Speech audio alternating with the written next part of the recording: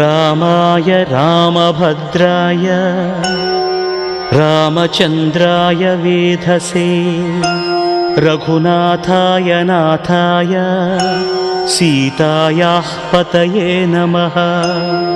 श्रीराम राम रघुनन्दन राम राम श्रीराम राम भरताग्रज राम राम श्रीराम राम रण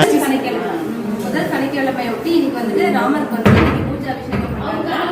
அது வந்துட்டு இன்னைக்கு ஒரு ஃபேமிலி வந்துட்டு பண்ணியிருக்காங்க. அவங்க இன்னைக்கு கொடுத்துருக்காங்க.